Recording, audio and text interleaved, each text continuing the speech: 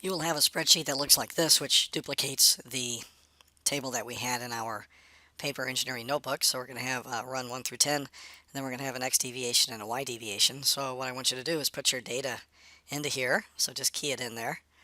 I have already put mine in there, and I'm just going to make it visible. So what we want to do is we want to use the spreadsheet to help us calculate some of these descriptive statistics. So right below here, I'm going to come and I'm going to make a line. So if I click here and go to the bottom, it's going to separate my data from what I put below it. And below here, I'm going to write average. And then in this column here, I'm going to find the average of these 10 numbers. So a spreadsheet has formulas that we can use. So to trigger a formula, you write the equal sign, just like that. And Sheets knows what I want to do. It takes a guess based on the fact that I wrote average over here. And so it says average of B2. So here is cell B2, that's minus 3, all the way to B11. And it even tells me the value. So that's what I want, so I'm just going to press enter. Now, that wouldn't be there if I didn't write this number here. So I'll show you that with the next one. So the great thing about a spreadsheet among many is that you can copy and paste equations. So this equation here is the average of B2 through B11, but what if I want to get the average here? All I need to do is right-click, copy, click into this cell here, C12, and paste. And it will automatically update to be column C because this cell is column C. So that is a very useful thing about spreadsheets. Now let's do the median. So interestingly enough, the average of this one is, they're both positive, so it's up in quadrant 1 for the average, for whatever that means. Let's do the median. So I'm going to click here, and I'm going to go equals. It kind of guesses what I want. I don't want the sum of all those. I want the median. M-E-D-I-A-N. And then I can do a left parentheses, come up here and select all these data points. And I could put the right parentheses, that would make sense, but it knows what I want to do. So if I just press enter, it's not going to require me to put in that right parentheses. So I'm going to put that in there. So that is my median. And again, I can right-click, copy, right-click, paste, and I have the median of the y and the x. So let me write that in.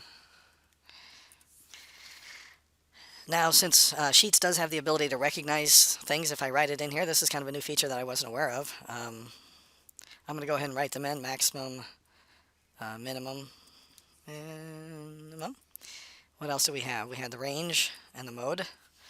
So you'll notice now that if I come here and go equal, it's going to guess what I want to find the max of. And you can see the formula for maximum is just max. So I'm going to press enter.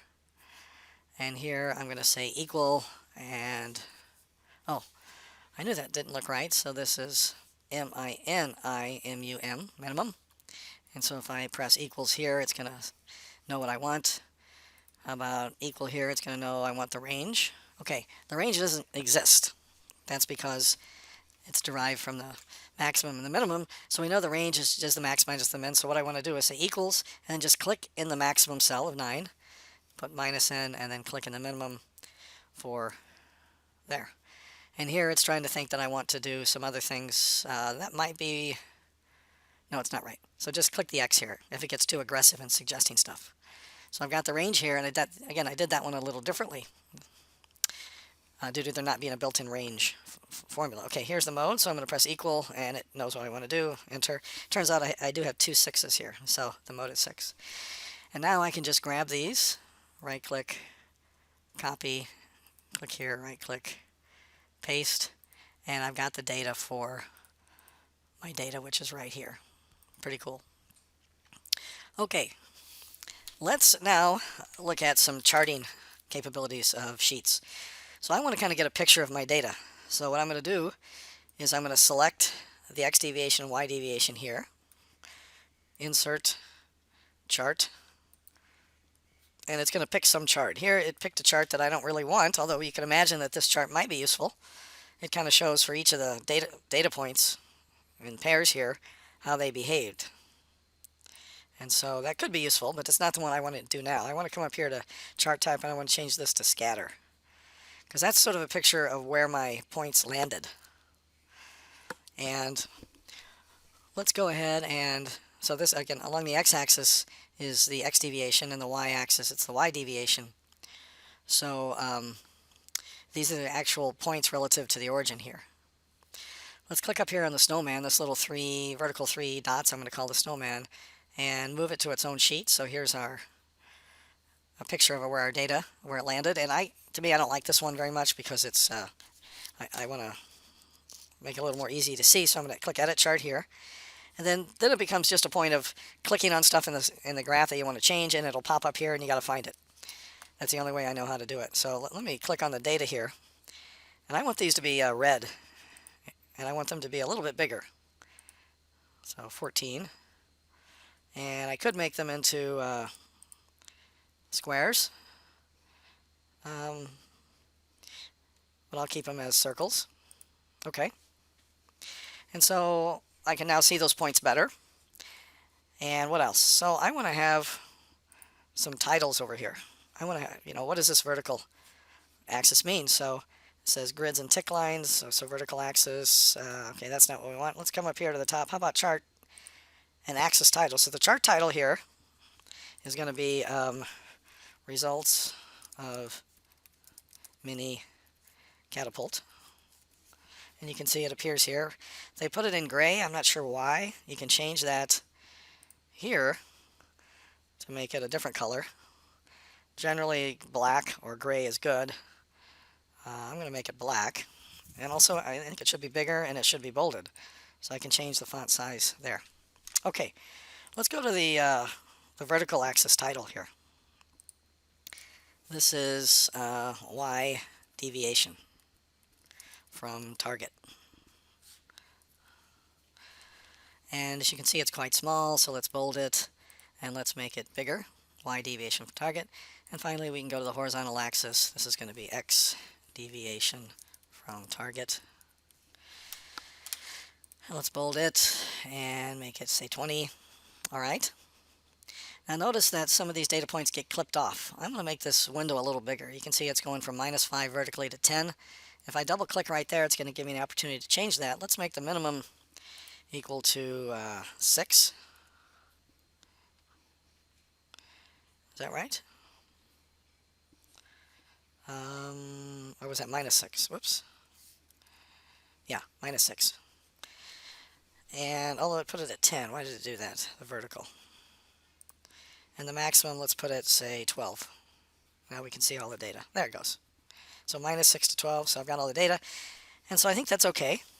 In the X direction, I'm not chopping any data points off. Do I have them all? 1, 2, 3, 4, 5, 6, 7, 8, 9, 10. All right. So that's a picture of our data. We can change a few things if we want. Also, we can say we double click right here on the axis here. We can change, how about tick marks, grid lines and tick marks? I can change for the horizontal axis how big these tick marks are apart. And I want them to be, how about 1? There we go. So I put in a 1. That was a major tick mark step. So every 1, and then these are every 2, as you can see, because the range is bigger in this direction, I guess. So let's change it. So let's go to Y, to the vertical axis, a step. Let's make this also 1. That's going to change like that. Okay, so now we have 1 centimeter in each direction. In the horizontal axis here, we could also change that to, so these aren't right on the edge, but I think they're okay there. Okay, so now what can we do? Well, let's copy this chart, copy, and you're going to have a slides document, but I'm going to make one right here, and Control M should give me another one. Whoops. Let's go ahead and make this. And so what I'm going to do is paste that chart, and I want to link it to that spreadsheet. So if I change anything in the spreadsheet, then it will change in this presentation. So there it is. If we slideshow it, you can present how your data fell on your target. All right. Let's also do a little more analysis here. Let's go back to our data, and let's get the total deviation from the target. So total deviation from target. Okay, that's a a big term, so it kind of is bigger than the width of my cell. So I'm going to come over here to between the D and the E column, get that little icon and double click, and it makes it big enough. And I'm going to come up here and bold it, and then I got to make it a little bigger. And then right here in all these columns here, I'm going to put the total deviation. And that's going to be the hypotenuse of the little triangle made by these points. So let's do that. That's a little more complicated of a formula, but I'm going to press equal, SQRT for square root, left parentheses, and then I'm going to do another left parentheses, and I'm going to have this quantity times that quantity, so squared, right parentheses, plus left parentheses, this quantity times this quantity by itself, right parentheses, enter. And you can see it gets very aggressive, and I'm not going to take that. So let me center this guy using this tool. So that is the square root of the squares of these guys. So it's the hypotenuse using the Pythagorean theorem. And I can grab this little handle in the lower right and pull it down like this, and it will update. And you can see I have a whole bunch of weird decimals. I can change that up here. For example, for the 5, this is a 345, so it's right on the money. Let's grab the whole thing, and let's just take this down to like 1 decimal point, like that. Okay. Now what we want to do is make a graph of, as time went by, in other words, runs 1 through 10, how did the total deviation from target change? The way we're going to do that is we're going to select column A from run to 10, hold down the control key and select deviation from target, all of these points. So I've got sort of my list of X, and here are my Y's. Insert chart, and I get a graph, which along the X-axis has the run and run number, and along the Y-axis I have total deviation from target. So let's change this, instead of a scatter plot, let's change it to a column chart. So as we come along here from 1 to 10, this is the deviation. So you can see our last run was closest, and then there were some close ones here, and then there were some further away. So let's go with this format. Let's do a move chart to its own sheet and go through here and make this nicer. So it did make our title this time. Let's make it, I'm going to leave the same color. I'm going to make the target really, or the title really big. Here, total deviation for target. I really dislike it when these are always so small. There's 30. And run, let's bold that up, and let's make this also 30. But let's put these numbers here as well, a little bigger. Why not bold them? And let's make them about that big. And finally, this, I guess, is the most important data. Auto, let's see, maybe 20.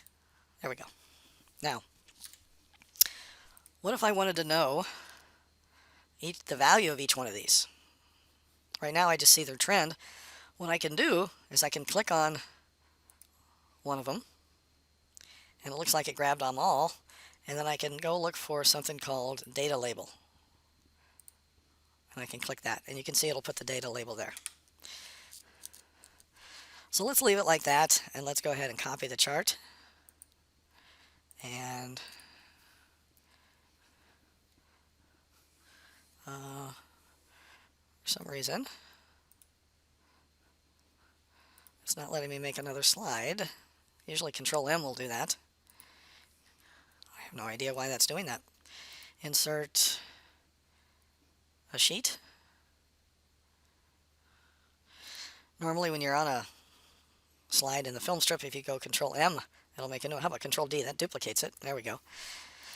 That's strange. So I'm going to get rid of this one, X, and now I have to, I think, go back and copy this one again, and now I can go right-click, paste, link it to the spreadsheet, and then there's your data.